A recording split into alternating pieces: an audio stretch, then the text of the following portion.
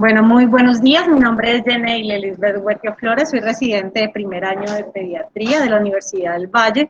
Y el día de hoy vamos a hablar de fiebre en pediatría. Vamos a hablar cuál es la fisiopatología de la fiebre y vamos a hacer un enfoque rápido de manejo de fiebre en pediatría. ¿Qué es lo que vamos a abordar? Primero necesitamos saber qué tan frecuente es esta condición que se presenta en nuestra población pediátrica, cómo es su fisiopatología para poder como entender un poco cuáles son las definiciones que estamos usando actualmente y qué sería, cómo daríamos un enfoque de fiebre pues basado en el cuidado del paciente y unas conclusiones. Entonces recordar, pues vamos a explicar poco a poco en el transcurso de la presentación que la fiebre es esa elevación, y es muy importante este término, regulada. Entonces es una elevación regulada de la temperatura corporal que todos tenemos, mediada por hipotálamo anterior y que ocurre en respuesta a alguna injuria o en respuesta a algunas otras mediadoras que me van a activar el centro que regula la temperatura a nivel central. Entonces, es muy importante entender que es un proceso fisiológico y que cuando se nos sale de ese rango de regulación vamos a tener cierto tipo de patologías. Entonces, ¿qué tan frecuente se presenta la fiebre en pediatría? Entonces, encontramos que casi hasta en un 30% de las consultas en urgencias fueron por un evento de fiebre, casi hasta un 30%, lo cual es un porcentaje muy elevado de pacientes que consultan o por fiebre subjetiva o por fiebre objetiva que fue medida al ingreso por los padres o por el cuidador que estuvo con ese paciente. Entonces, debemos intentar verlo como una respuesta normal, no como la fiebre asociada a enfermedad y que todos los episodios de fiebre sean enfermedad, sino que uno de los objetivos del día de hoy es reconocer por qué ocurre esa fiebre y que tiene ciertos beneficios y es un mecanismo fisiológico que tiene el cuerpo para defenderse. Entonces, entendiendo eso, podemos ver que la fiebre, pues es la principal causa de consulta. Sin embargo, no podemos olvidar que nosotros en pediatría tenemos un espectro muy grande de pacientes. Vamos a manejar desde el recién nacido y vamos a manejar el niño, pues el adolescente. Entonces, teniendo en cuenta que ese grupo es tan diverso, pues así también tenemos que hacer nuestro enfoque. Los niños menores de un año, pues son los que principalmente son los que van a ingresar a los sistemas de urgencia y son los que más nos consultan, aproximadamente 110,000 visitas por año. Y pues ha demostrado que la población menor de un año y sobre todo la población menor de 3 meses es la población que nos va a presentar de pronto mayor comorbilidades. Entonces, los niños experimentan numerosos episodios de fiebre e infecciones durante su primer año de vida. Entonces, es muy frecuente y sobre todo asociado en aquellos niños que asisten a jardines o que ya están escolarizados. Y sabemos que cada día la población pediátrica se está escolarizando más. Vemos niños casi desde los 4 meses ya en jardines infantiles. Entonces, pues eso hace que estos niños estén más frecuentemente expuestos a infecciones durante todo el año de vida. Entonces, un niño puede hacer en promedio 6 o hasta 8 episodios durante en los primeros 3 años de vida y observamos que es completamente normal. Entonces, ¿cómo entender qué episodio realmente yo debo enfocar, hospitalizar o hacer el análisis? Recordemos entonces que pues esto va a impactar mucho, sobre todo en la reconsulta de las personas a nivel hospitalario, a nivel de la afectación de la calidad de vida y en salud de los niños. Entonces, el manejo de fiebre en pediatría, pues ya les dije que va a depender mucho de la presentación del niño, pero no olvidar que esos niños pequeños o pacientes con comorbilidades, sobre todo los pacientes menores de un mes, son aquellos que van a tener el riesgo de tener una infección bacteriana grave si no las detectamos a tiempo. Sin embargo, esto ha cambiado y ha cambiado a medida que nosotros estamos estando en países industrializados y entramos en la era de la vacunación. Entonces, con la era de la vacunación contra hemófilos y neumococo, que en nuestro país hace parte del programa ampliado de inmunización, pues definitivamente la severidad de estos cuadros ha cambiado. Entonces, la severidad ha demostrado mucho y la prevalencia de infección bacteriana grave en niños menores de 3 meses, pues también ha cambiado y en la población general el hecho de vacunar a los demás hermanos o las demás personas, pues hace que también los niños pequeños estén protegidos. Y lo que se sabe es que realmente el riesgo de infección severa se da sobre todo en el primer mes de vida. Ya a partir del segundo y después del tercer mes de vida, la infección, el riesgo pues también ha ido disminuyendo. La prevalencia general de meningitis bacteriana en la era de la vacunación pues ha caído drásticamente, siendo mayor riesgo pues los niños menores de 90 días, pero una prevalencia bastante baja, de 0.9%, no por eso debemos olvidarla. Entonces vamos a hablar de la fisiopatología de la fiebre. Ya hablamos que es una condición común y que hay una población que debemos estar pendientes como de su exposición. Entonces, la fisiopatología de la fiebre, primero tenemos que entender que el cuerpo humano tiene una termorregulación, o sea, está en la capacidad de ir y hacer cambios de temperatura, pasar desde diferentes ambientes térmicos, fríos, estar en ambientes calurosos, estar en un estado de ejercicio donde aumenta su tasa metabólica y es capaz de llegar a un control y regulación. ¿Cómo lo va a hacer? Bueno, esa capacidad de regulación interna de la temperatura lo tenemos los seres humanos y pues es la capacidad de controlar dependiendo de las reacciones físicas y químicas, ¿no? No solamente del ambiente, sino también de las reacciones químicas que ocurren en nuestro cuerpo que genera aumento del metabolismo, el cuerpo es capaz de regularlo. Entonces hay un centro control regulador a nivel del sistema nervioso central, que es el que se encarga a nivel de hipotálamo anterior, que es el que se encarga de controlar todo este sistema. Entonces, esto también va a existir, entonces va a existir unos termorreceptores a nivel central que están ahí ubicados a nivel de hipotálamo, pero también tenemos unos receptores a nivel periférico que se encargan de hacer de sensar cambios de temperatura y que van a estar repartidos sobre todo en nuestra piel, pero también van a estar a nivel vascular. Entonces, esos termorreceptores periféricos son neuronas sensoriales especializadas que van a enviar señales hacia el área central en el hipotálamo para generarme estas señales de cambios de temperatura y de estimulación de la fiebre. También observamos que entonces va a haber una respuesta ante ese estímulo, hubo cambios de temperatura y pues van a ser esos receptores cutáneos que se estimularon, o receptores que estaban de temperatura a nivel vascular con los cambios de temperatura, pues va a haber un mecanismo regulador, que se va a disparar fiebre, pero el organismo va a ser capaz de regular esto. ¿Y cómo va a ser la homeostasis? Mediante mecanismos efectores, eso lo hace mediante el sistema nervioso somático a nivel de músculo esquelético, y también lo va a hacer para producción de calor y también para pérdidas de calor, por ejemplo, mediante la respiración, la sudoración, de esta forma disminuir la temperatura. Este ciclo también tiene un ciclo, esta temperatura pues tiene un ciclo circadiano y pues puede bajar también en horas más tarde de la madrugada. Encontramos entonces que ustedes observan ahí que están los termorreceptores periféricos centrales, que ya le hablé, que van a actuar a nivel central del hipotálamo, pero que dentro del centro integrador se van a generar estas respuestas efectoras para actuar tanto a nivel del sistema nervioso central, para generar vasodilatación o vasoconstricción, para generar pérdida o aumento de color, y también va a generar a nivel de músculo para generar ese temblor y generar también ganancia de calor en el paciente. Entonces, encontramos que qué es lo que me va a disparar que esto ocurra, ¿sí? Entonces, ¿qué es lo que me va a hacer que se dispare la fiebre? Entonces, siempre pues pensábamos en nuestra primera respuesta, pues va a ser una infección. Sí, pero resulta que también hay otras condiciones autoinmunes, otras condiciones como un trauma, que me pueden generar ciertos tipos de pirógenos. Entonces, los pirógenos son sustancias que me van a inducir fiebre, son sustancias que van a producir fiebre, que pueden ser toxinas, productos del metabolismo de los virus, o bacterianos, o citoquinas,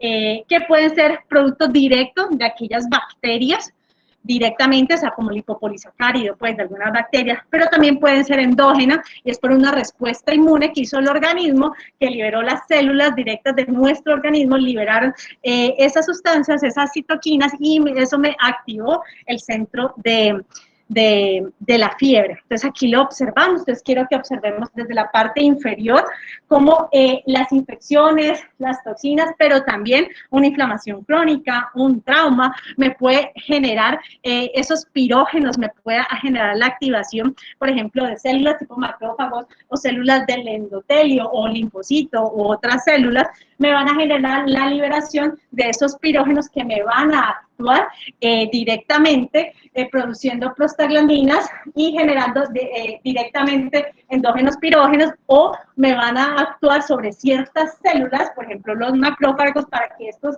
sean de manera indirecta los que generen la producción de esos pirógenos, y estos me van a actuar activando el hipotálamo, generando prostaglandina, y activando el centro de fiebre. Entonces aquí observan en el lado izquierdo pues que esto me va a generar un control, que debe haber un control de esta producción de fiebre, y lo que se observa es que se va a activar entonces a nivel central y periférico para la contracción muscular, y a nivel de el centro vasomotor vamos a encontrar vasoconstricción para conservar ese calor. Entonces esto es lo que va a ocurrir. Entonces vamos a observar que estos son los pirógenos que encontramos, que son exógenos y endógenos, y que cuando hablamos de un estado fisiológico normal, hablamos que este sistema está regulado, y esto es lo que ocurre normalmente ante una infección, ante un trauma que nos esté generando, y pues llega a un punto de regulación. Por eso es que a todas las temperaturas, a todas las fiebres no se le da tratamiento, y muchas de estas condiciones nos pasan en el cuerpo y han pasado pues desapercibidas, y el cuerpo solo ha sido capaz de autorregular. Entonces, ¿de qué difiere de otras hipertermias? Que el hipotálamo es el que regula activamente la temperatura, y es el que nos tiene un punto, o sea, hay un punto de ajuste elevado que tiene el hipotálamo. Entonces, quiero que observen acá cómo la temperatura corporal en este cuadro, que está a nivel vertical, encontramos la temperatura, y a nivel horizontal en el tiempo. Entonces ustedes observan cómo cuando inicia pues la temperatura a partir de más o menos 37.2, pues estamos en un nivel de temperatura todavía dentro de valores normales, pero cuando ya empieza el ascenso de la temperatura en la diagrama morado, vemos que empieza un ascenso de temperatura corporal, empieza a elevarse, lo que ocurre es que la persona empieza a tener cambios de sensación de frío, cambios conductuales, puede tener pirolección, y ahí el paciente lo vamos a observar con taquicardia.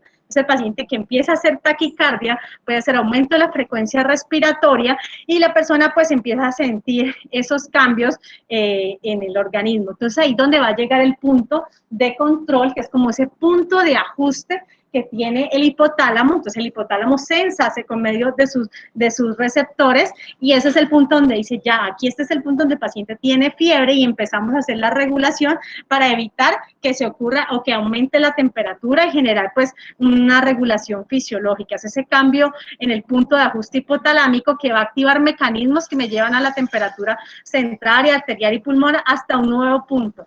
Entonces, ¿qué ocurre después de que la temperatura pues ya llegó a ese punto sensado por el hipotálamo? Pues llega primero una meseta, donde la temperatura llega a su nivel máximo. Entonces ahí ya el paciente va a disminuir los escalofríos, y empieza ya el calor, y empieza la sed intensa para empezar a generar mecanismos para tratar de bajar la temperatura, y posteriormente pues se da la defervescencia o el descenso de la temperatura, donde es el paciente que ya lo podemos encontrar, que está ya con sudoración, porque fue una forma en como el cuerpo perdió calor, y el paciente ya entró en el estado de efervescencia. Entonces, una forma como la prostaglandina 2 intracelular mediante el AMP cíclico actúa en ese hipotálamo a nivel del núcleo preóptico, pues activando, se disparó las neuronas sensibles al calor, y me generó pues esa respuesta. Pero debemos tener en cuenta que cuando hay una infección, pues cómo ocurre, ese es el estado fisiológico ante cualquier endógeno, pero cuando hay una infección ya de manera más específica, lo podemos observar aquí a la izquierda de ustedes, en el cuadro verde, encontramos que lo que va a ocurrir es que van a ocurrir los patrones moleculares asociados a daños, que son los DAMS, y los patrones moleculares asociados a patógenos, que son producidos por ciertas bacterias o virus, y estos van a ser reconocidos por unos receptores de esos DAMS y esos PAS, sobre todo por los receptores tipo TOL, y van a ser reconocidos por la respuesta inmune, por las células presentadoras de antígenos, que son los macrógenos, y las células dendríticas, como las protagonistas, como las células presentadoras de antígenos, y ellas me van a generar prostaglandina E2, pero también pues van a generar más activación de ellas con producción de interleuquina 1, interleuquina 6, y estas dos interleuquinas son muy importantes, sobre todo la interleuquina 6, que son la interleuquina proteínas pues pirógenas por excelencia.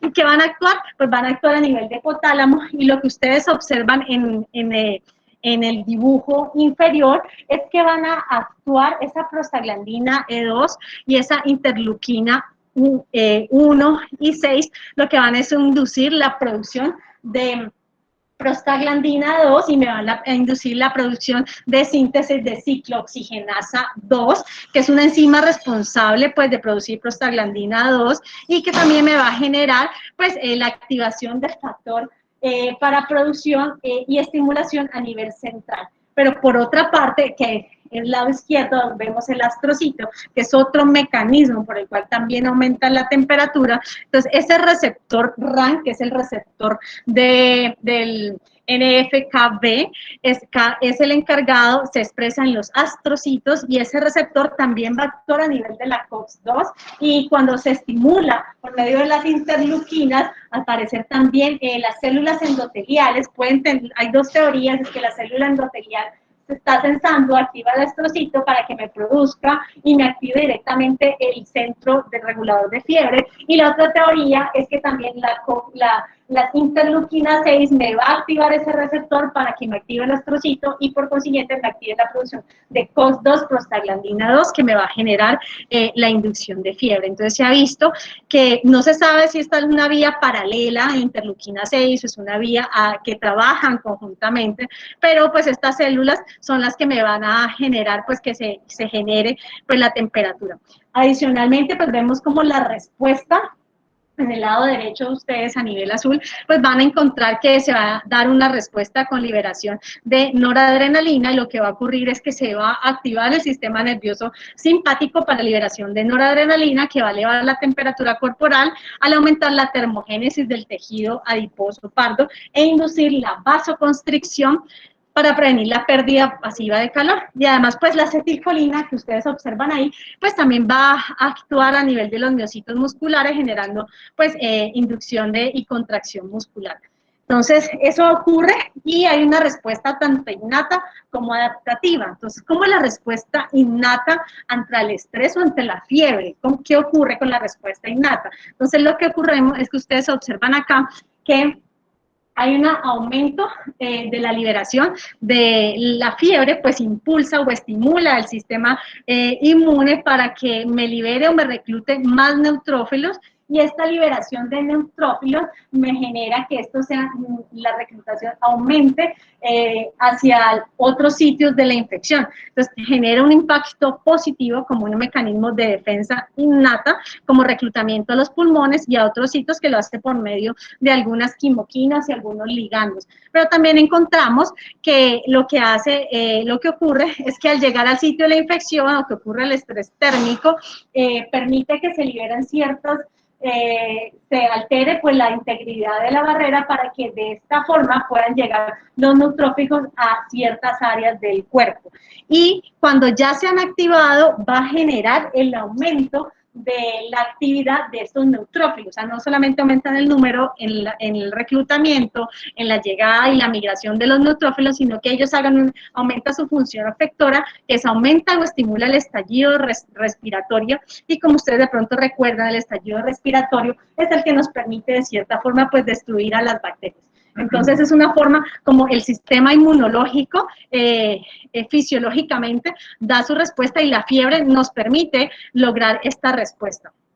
Como también adicionalmente, no solamente encontramos los neutrófilos, sino que las células natural killer, que ustedes saben que también hace parte de la respuesta citotóxica celular, o son las células asesinas naturales, también pues se van a inducir, y que ellas se vuelvan mejores asesinas naturales debido al sistema de la fiebre. Entonces lo que me va a hacer la fiebre, por ejemplo, en las células target, que aquí voy a colocar un ejemplo, que es una célula tumoral que me puede estar induciendo, o en este caso puede ser una célula que tenga por dentro un virus, lo que me va a hacer es que se aumente la expresión de MICA, que es un polipéptido que liberan las células target, por ejemplo, la célula tumoral, y que en las células natural killer, pues también se aumente ese receptor mica para que pueda ser reconocida y de esta forma, pues al aumentar el receptor y el ligando, tanto en células que están produciendo daño como en las células natural killer, lo que me va a generar es que pues pueda hacer la destrucción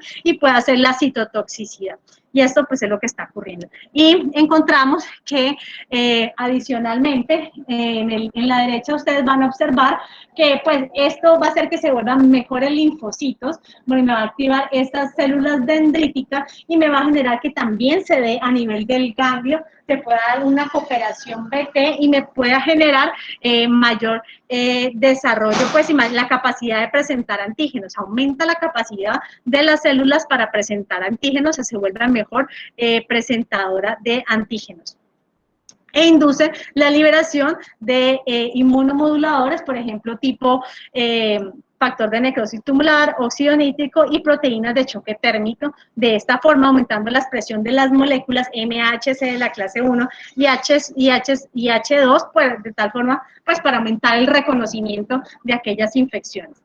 La respuesta inmune adaptativa, entonces en la respuesta inmune adaptativa también va a estar implicada la fiebre y me va a generar cambios a nivel de las células dendríticas y me va a generar que se dé esa cooperación BT y que ese linfocito naïf que con su receptor TCR asociado al CD8 que hace que conformen el receptor del linfocito naïf, pues este receptor se asocie o se presente en mayor proporción, se aumente la duración de esa presentación antigénica por medio de la célula dendrítica, al aumentar, pues también el número me va a generar pues mayor número de células efectoras con producción de interferón. Adicional, lo que va a ocurrir también es que se va a dar el calor o la temperatura, el aumento de temperatura, la fiebre, va a aumentar el tráfico de los linfocitos a través de las vénulas endoteliales, como ustedes observan acá. Entonces, estos linfocitos aumentar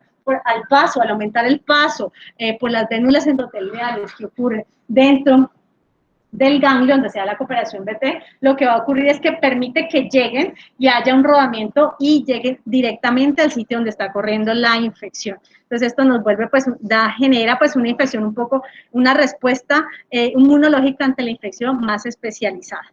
Y pues no podemos olvidar que existen mecanismos como la temperatura normal del humano está aproximadamente entre 36 y 37.5, que les dije que tenía pues unas condiciones especiales, pues puede perder calor mediante diferentes mecanismos donde los bebés y las personas mayores pues van a ser los que tienen mayor riesgo, porque son aquellas personas que tienen disminuida la capacidad para mantener la temperatura normal. Por ejemplo, en el caso del recién nacido, son niños que no van a sudar, entonces no van a temblar, entonces ellos casi no van a temblar como un niño más grande. Entonces el calor se puede perder por medio de conducción, como ustedes observan en los dibujos, mediante ese contacto directo entre los cuerpos, un cuerpo que tiene...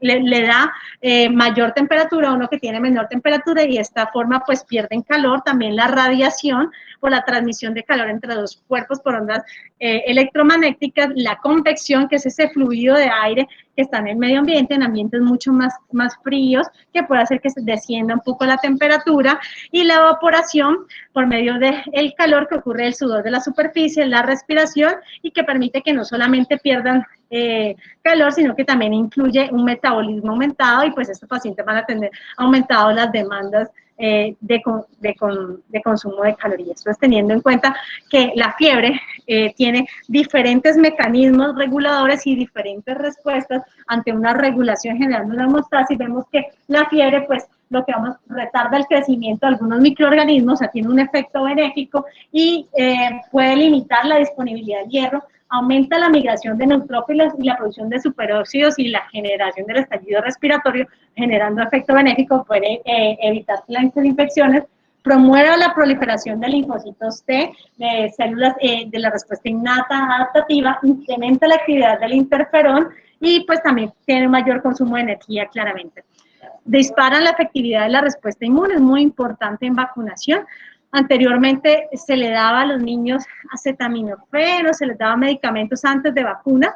Ahora con este tipo de análisis, ese tipo de fisiología y el entendimiento, lo que se espera es permitir hasta cierta forma que el sistema inmunológico pueda generar ese tipo de respuestas en los niños. Entonces estimula la respuesta innata y adaptativa y eso hay que permitirlo, y el efecto de la interleuquina es directamente que lo que han ocurrido y se observaron en este estudio de Eva, nos mostraban que en in vitro habían retirado el estímulo, habían bloqueado la interleuquina 6 y inclusive ante presencia de interleuquina 1, algunos pacientes a nivel in vitro no habían producido fiebre. Entonces, es una de las teorías que la interleuquina 6 es una de las interleuquinas principales en la producción de fiebre. Dirigir el aumento de la temperatura corporal y dirigir el tráfico de linfocitos hacia los órganos linfoides, para resumir. Teniendo en cuenta que conocemos ya cómo es la fisiopatología, hay 4 definiciones que están a cargo y que están muy cercas al diagnóstico de fiebre. Cuando nosotros decimos que fiebre es aquella persona que está por encima de 38 grados centígrados, pero hay 4 términos que debemos conocer, que es la hipotermia. Entonces, la hipotermia es cuando está por debajo de 36 grados, y pues la hipotermia la podemos manejar también en leve, moderada, severa o profunda. Encontramos la febrícula, que es aquella temperatura que está entre 37.5 y 37.9, pero no llega a 38 grados, es una febrícula, y hay pacientes en los cuales las febrículas cobran un valor importante, sobre todo en los pacientes inmunosuprimidos. La hiperpirexia es aquella temperatura corporal que estuvo por encima de 41 grados, pero de manera regulada, y que de esta forma pues todavía el sistema regulador está funcionando. Ya la hipertermia es el aumento de la temperatura corporal por encima del punto de ajuste hipotalámico, donde ya el hipotálamo no fue capaz de generar esos mecanismos de ajustes y simplemente se va a producir la producción excesiva de temperatura. ¿Cómo vamos a medir la temperatura, cierto? Entonces hay métodos invasivos, no invasivos, cuál es el mejor, cuál es el que está más disponible. Entonces recordemos que hay unos que no son invasivos, ya casi no se usa frente, métodos axilares, no se usa métodos de mercurio, ni métodos por la contaminación, se usa sobre todo métodos digitales. Pero pues encontramos también métodos mínimamente invasivos. El método invasivo, por ejemplo, es la arteria pulmonar, que podría ser un método muy cercano, o lo más cercano que hay, pues, a la temperatura real del organismo, pero pues esto se hace, pues no es de rutina, y de pronto en algún paciente que requiera un tipo de invasión en cuidado intensivo ya lo tenga, pues se podría medir la temperatura central. Sin embargo, pues quiero que sepan que es el sistema que tiene mayor sensibilidad y especificidad, pero también hay otros como la temperatura de la membrana timpánica, que es un sitio ideal para temperatura corporal porque la arteria tributaria que suple bien, o sea, el área timpánica está irrigada por una arteria que proviene del hipotálamo. Entonces, por eso es un área muy buena, pero tiene sus inconvenientes, y es, por ejemplo, en niños muy pequeños, pues no permite que realmente tomes en el sitio, en la membrana timpánica, sino que muchas veces terminan tomando en el área externa. También puede haber unas variaciones de si el niño tiene mucha secreción, si tiene mucha serosidad o por mala técnica. Entonces se recomienda hacer 2 o 3 tomas de estos tipos de termómetros y hacer un promedio entre las 3 tomas. El método axilar, que se puede usar, pero también va a tener algún tipo de interferencia. Siempre el método axilar puede estar un poco por debajo, son típicamente confiables, son menos confiables que los anteriores y se asocian más o menos a 1 grado menos de temperatura o 0.5 grados menos de temperatura. Por ejemplo, si el niño te da 37, posiblemente el niño tenga 37.5, o sea, está un poco, ¿por qué? Porque está inclusive por la sudoración, puede ser un poco más frío y no, pues la perfusión no es tan adecuada o por inadecuada terma. El método rectal, que realmente poco lo usamos y lo recomiendan sobre todo en niños más pequeños, menores de 3 meses, pues que se va a ver de pronto menos afectado por medio ambiente externo. Y el mecanismo oral, que recuerde que se deben usar en niños grandes, porque si lo usan en niños pequeños, el niño lo va a chupar, lo va a morder, lo va a destruir y pues podemos lesionar al bebé. Entonces se va a usar ya en métodos más grandes. Entonces recordar pues que pueden variar, entonces quiero que sepan que debemos, si usamos la temperatura con un termómetro en axilar, pues debemos corroborarla nuevamente axilar y continuar con ese medio. Y es lo importante de educar a los padres sobre el uso de la temperatura, porque muchos padres llegan con la sensación subjetiva de que su hijo tiene fiebre. Y eso ya lo han medido, han visto la sensibilidad más o menos de entre el 50 al 60%, o sea, hay un 40% que no. Entonces, definitivamente, pues hay que educar a los padres acerca de tener este tipo de termómetros, el que pueda comprar, que no sean métodos invasivos y sobre todo que ella se puedan educar. Hay unos tipos de terminología asociada a la fiebre que los traje el día de hoy porque vamos a atender diferente tipo de población. Entonces, si estamos ante un paciente menor de 3 meses, ese paciente que decimos fiebre sin foco. ¿Cuál es el paciente que tiene fiebre sin foco? Entonces hablamos de ese paciente menor de 3 meses que viene del hogar, no está hospitalizado, que tiene fiebre comprobada por 38, pero no tiene al examen físico ningún hallazgo ni urinario ni gastrointestinal. Y entonces decimos, es un bebé previamente sano. ¿Qué es un bebé previamente sano? Es un niño que en el triángulo de aproximación pediátrica usted no le encuentra ningún cambio, pero además de eso tampoco tiene cambios, no ha estado hospitalizado, no tiene ningún tipo de otra enfermedad materna y pues es un paciente que previamente está sano. Buena apariencia, dado por el examen físico, por el triángulo de aproximación pediátrica, y una infección bacteriana severa o invasiva es aquel que tiene documentado un patógeno bacteriano en un cultivo, en un área estéril de nuestro cuerpo, por ejemplo, en la sangre o en el líquido cefalorraquídeo, en el cual no debería haber ninguna bacteria. Entonces debemos reconocer este tipo de terminología y hay otros términos dados que encontramos nosotros ya en población un poco más grandes, que es una fiebre prolongada. Entonces, ¿qué es la fiebre prolongada? Es una sola enfermedad en la cual la fiebre excede lo esperado.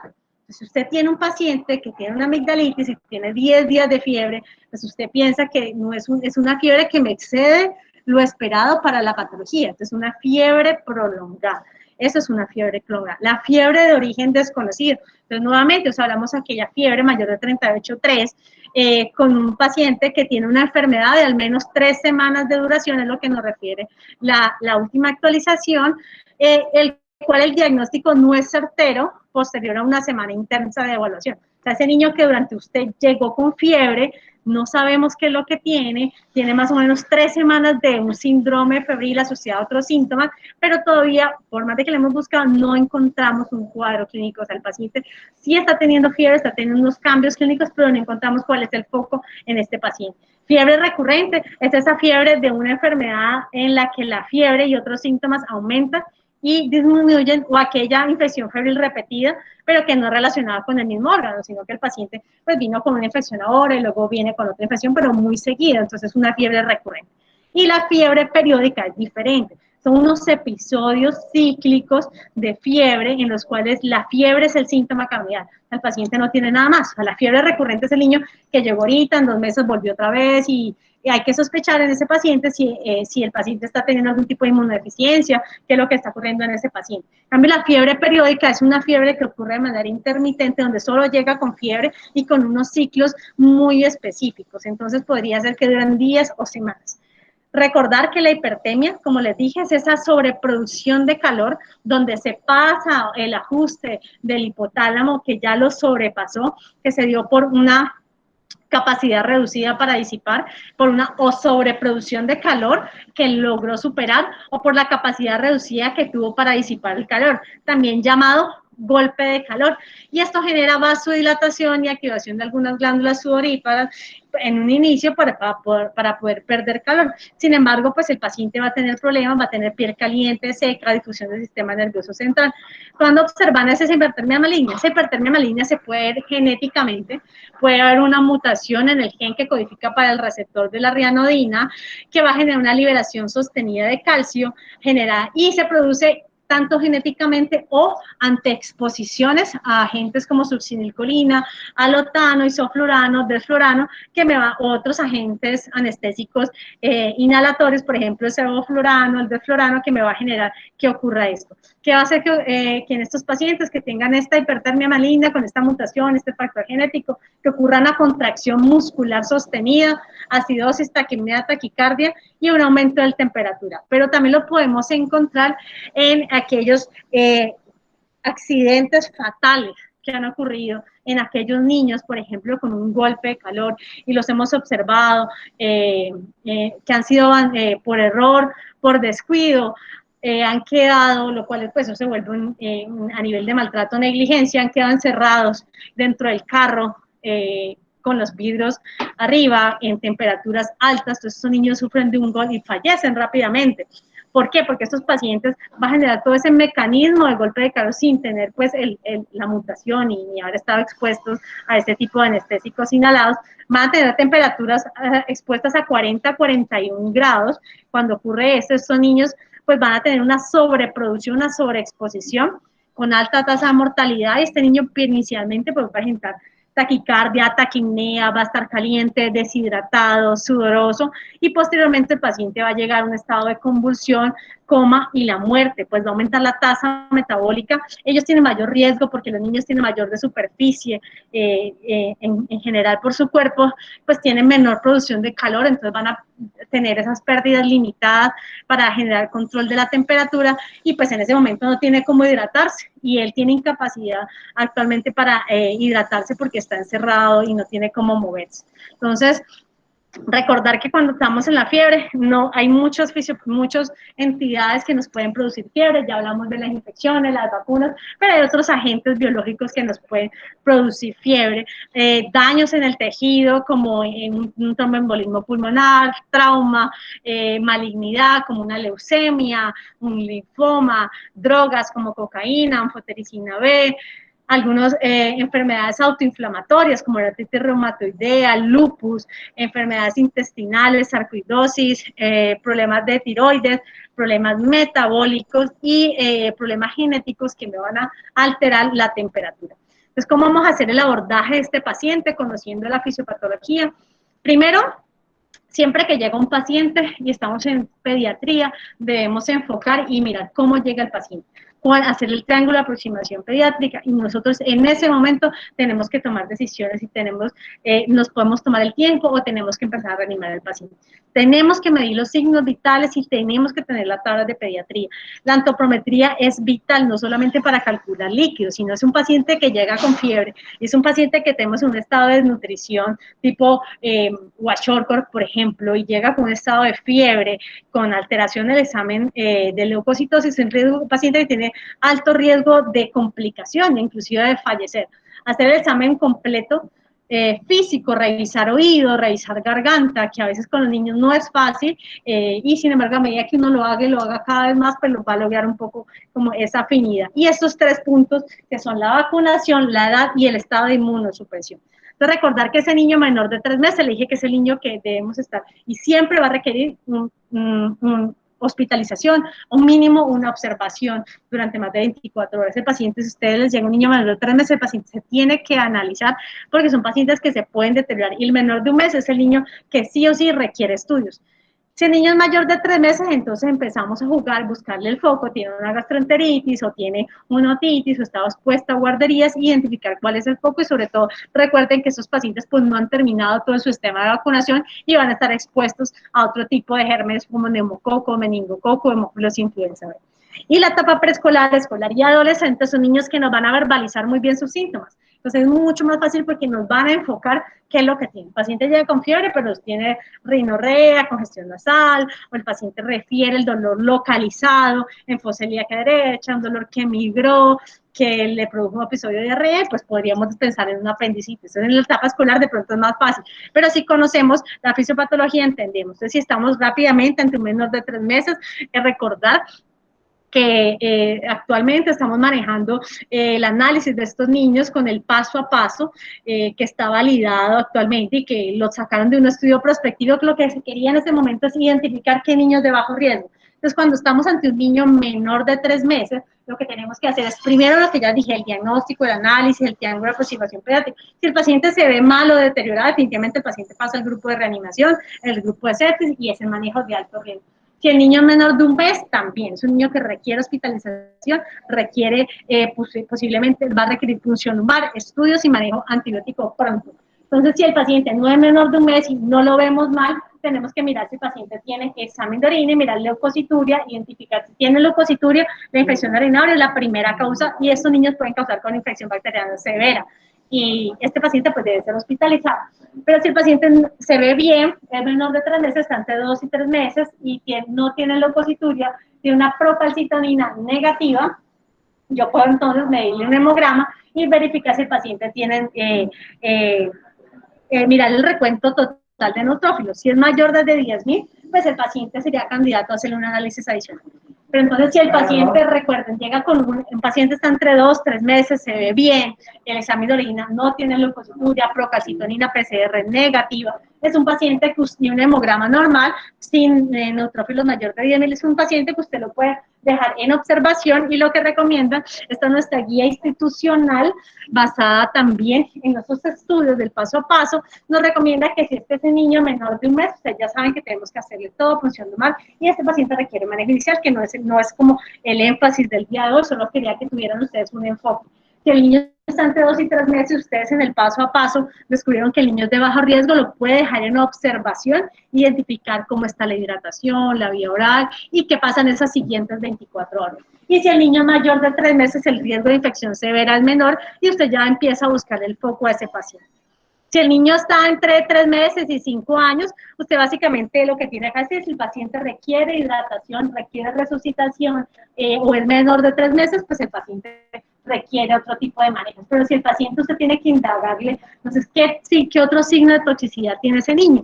¿Cómo está su actividad? ¿Cómo está la función respiratoria? ¿Cómo está el color? Básicamente como un triángulo de aproximación pediátrica un poco más detallado. Si el paciente se ve bien, entonces buscamos un foco. Entonces, lo principal es que estos niños ya van a llegar con foco. Estos niños sean más grandes y estos niños pues sí van a tener posiblemente un foco. Entonces, un paciente que debe, si está febril y tiene un foco gastrointestinal, entonces vamos a tratar el foco. Entonces, en ese caso, en los pacientes lo que hacemos es tratar el foco que le está causando el daño al paciente o la fiebre, no tratamos la fiebre. Y en caso de requerir examen, no encontramos otro foco respiratorio o gastrointestinal, pues el paciente se beneficia de un uroanálisis y en pediatría un urocultivo.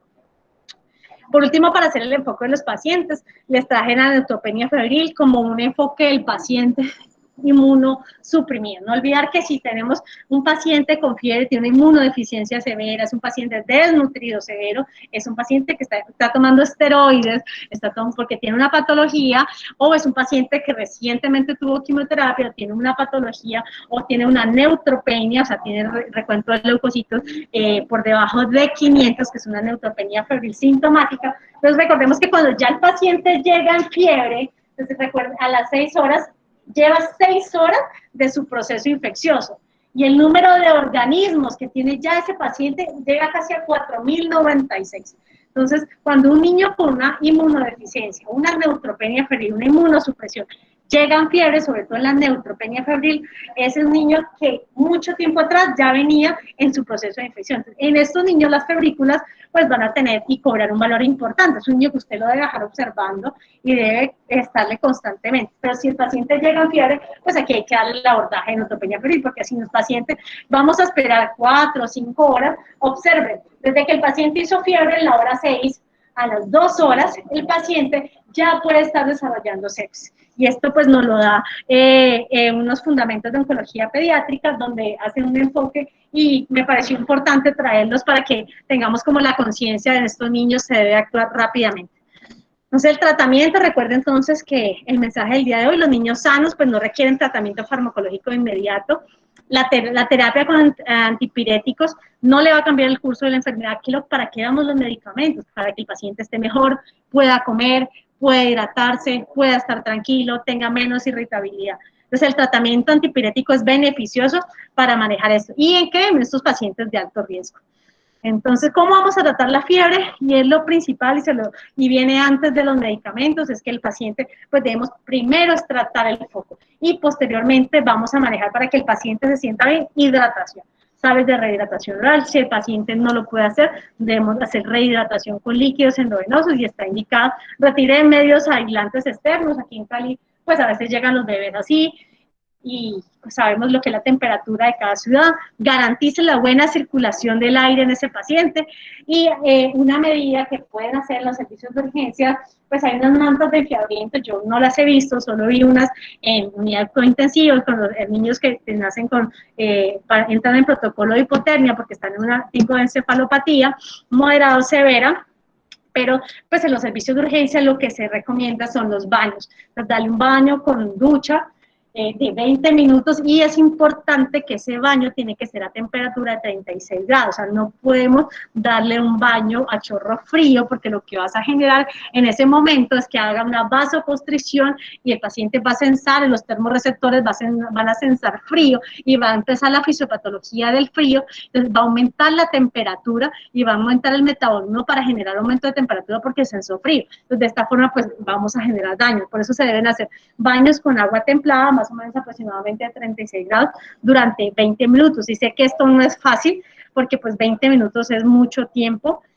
Yo pues no los he visto tan largos, pero pues realmente esas son las indicaciones que nos dan y como pues se discutió, eso es uno de los mecanismos que debemos hacer y pues no, nunca dar duchas con agua con hielo ni agua helada, porque puede ser más perjudicial que beneficio en el paciente. Ya en el manejo farmacológico, pues el manejo farmacológico da resultado rápido, eficaz para reducir la fiebre, más o menos de 1 grado.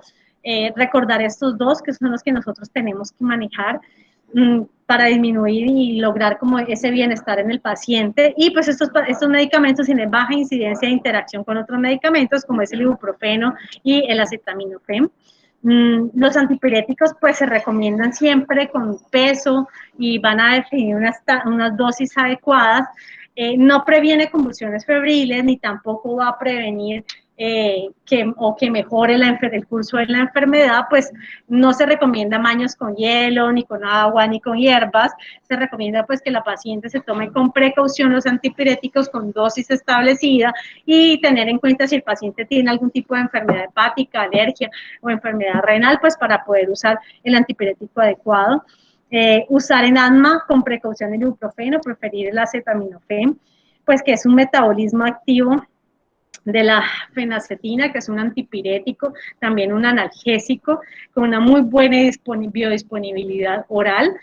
Ustedes ven que el acetaminofén oral es como el favorito, el preferido en estos pacientes, a menos que no tolere la vía oral, inclusive ya ahorita cada día tenemos más cercanos el acetaminofén endovenoso. Lo que va a hacer este medicamento es inhibir la síntesis de prostaglandina 2, actuando a nivel del sistema nervioso central, tiene eliminación renal. La hepatotoxicidad realmente se ve esa dosis muy altas, la dosis de acetaminofén más o menos es de 10 a 15, la podemos manejar a 15 miligramos por kilogramo dosis cada 6 horas, y para que haya una toxicidad por acetaminofén son dosis tan altas como 140 miligramos por kilo. Sin embargo, si hacemos fórmulas claras, escritas, evitamos esos daños, porque cuando han ocurrido accidentes es porque no entendió la fórmula la mamá, lo entendió de forma inadecuada, o pues por sobredosis, por otro tipo de accidentes, o los niños que no deben tener medicamentos al alcance, por esos medicamentos vienen con un ajuste seguro para que los niños no tengan el consumo adicional, porque algunos tienen un sabor que es aceptado o es más dulce para que los niños lo toleren mejor y pues no lo ven como un medicamento. Entonces la toxicidad por acetaminofén son dosis muy altas y que va a empezar inicialmente con náuseas, vómitos, posteriormente después de 24 horas ya empieza dolor abdominal, aumento en las enzimas hepáticas y después de 72 a 96 horas pues se van a generar una necrosis hepática que puede llevar a una resolución o puede llevar a una falla hepática y el paciente fallece o requerir trasplante hepático. El ibuprofeno, que es un antiinflamatorio, también antipirético. Este es un medicamento que la dosis es de 10 miligramos por kilo, se puede manejar cada 6, preferiblemente cada 8 horas, con buena absorción intestinal, con metabolismo hepático. Lo que va a hacer es inhibir la síntesis de prostaglandina 2, y también va a ser la inhibición de la COX-1 y COX-2 a nivel periférico, tiene una buena respuesta antiinflamatoria, es de eliminación renal y por eso hay algunos eventos adversos relacionados con su depuración renal, aunque también pueden haber alteraciones a nivel de la función plaquetaria. Es de especial cuidado que este ibuprofeno no se use en niños menores de 3 meses, porque sobre todo en niños recién nacidos, porque el ibuprofeno se une fuertemente a la albúmina y compite con la bilirrubina para la unión con la bilirrubina en el recién nacido. Eso permite que haya como más bilirrubina libre, que estos pacientes aumenten los niveles de ibuprofeno, y entonces estos pacientes van a tener aumento de niveles y la vida media del ibuprofeno va a ser mayor en estos recién nacidos. Hay unas indicaciones específicas que se usan en recién nacidos, y lo que vemos es que además de eso los niños tienen, las nefronas todavía están en proceso de maduración, la tasa de filtración glomerular de este paciente todavía no es adecuada, entonces el aclaramiento no es completo, el aclaramiento se va dando con aumento de la edad y la vida media va a ser mayor que en los niños más grandes. Entonces los recién nacidos tienen la función renal y las enzimas metabólicas alteradas, por los cuales no se les debe dar ibuprofeno. En niños tan pequeños tienen unas especificaciones pues para cierre del ductos en ciertos niños, y por eso nosotros no debemos dar ibuprofeno en niños tan pequeños. Y pues este artículo que me lo compartieron, ustedes van a observar que muchos pacientes se les ha dado terapia combinada o alternativa, y como acetaminofén más ibuprofeno, y siempre es como, ¿por qué se hace? Y qué es lo que mostraban en este metaanálisis de Cochrane, que querían observar si la terapia alternante o combinada con acetaminofén y ibuprofeno podría ser mejor o más eficaz que la monoterapia solo con acetaminofén. ¿Cuál es la combinación? Es aquella que damos con horarios fijos de acetaminofén y ibuprofeno, y la alternativa es que el paciente que está con acetaminofén con horario fijo cada 6 horas, pero en caso de que no mejore la temperatura se le da un rescate con ibuprofeno. Lo que se encontró es que no hay pruebas suficientes para saber cuál de las dos terapias es mejor, o si era más beneficiosa que dar solamente el analgésico, y por lo cual pues no está indicado, e inclusive la Asociación Americana de Pediatría dice que induce el riesgo que haya una dosificación incorrecta, porque la mamá no va a recordar si el ibuprofeno, cuál era la dosis, cuál era el que le seguía el medicamento. Entonces se puede usar en ciertos pacientes si persiste el malestar a pesar del uso con acetaminofén, pero esto no debe ser de manera con todos los pacientes, entonces no se encontró eso. Y la dipirona, que la dejé al final, pues porque la dipirona, de pronto aquí nos familiarizamos más con el uso de dipirona, también llamada metamizol, que es un analgésico, antipirético, antiespasmódico, con un mínimo efecto antiinflamatorio. Básicamente es analgésico, que lo que va a hacer es inhibir de manera reversible las dosis o formas de ciclooxigenadas, a ciclooxigenado 1 o 2 de eliminación renal, que tiene un riesgo de granulosidosis leve, pero estas observamos acá, y les traje en este estudio, que no quiero simplemente que vean los países, pero en el lado izquierdo hay muchos países que la dipirona está contraindicada en niños, ¿no? En muchos países está contraindicada. Entonces en este artículo mostraban que países como Australia, Reino Unido, Francia, Emiratos Árabes, que son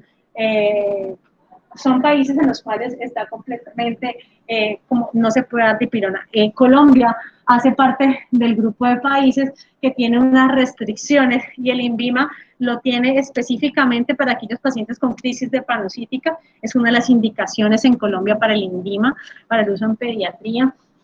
Hay unos países donde hay unos usos restrictivos, se puede usar con ciertas restricciones, y pues hay una cantidad de países que todavía no tienen su legislación hasta ese momento como claro cuándo usar y cuándo no usar. Entonces observemos que quiero como sensibilizar que la dipirona es un medicamento bastante riguroso, pues debemos tener mucho cuidado con estos, y pues hay un uso especial, sobre todo en pacientes con anemia de células falciformes. Es una indicación clara para nosotros, para usar en estos pacientes, diríamos la buena respuesta.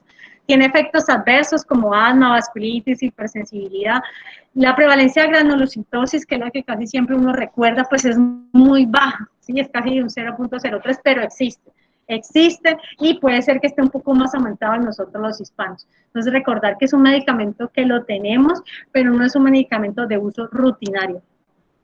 Y pues para concluir, hacer siempre un abordaje cuando tengamos un paciente con fiebre, recordar cuál es el niño que tenemos, hacer un examen físico, tener las medidas de antropometría, hacer el triángulo de aproximación pediátrico, enfóquelo por edad, trate la condición que le está produciendo fiebre a ese paciente y aprendamos a manejar los dos medicamentos, pues antipirético y en caso que lo requiramos, pues cuál es la indicación de ascender a un medicamento superior como la dipirona.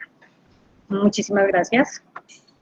Yeneilin, muy bien. Yo preferiría que no se recuerden que tenemos la dipirona disponible. Yo pienso que antes de darle la palabra al doctor Roa, decirle a todos los participantes que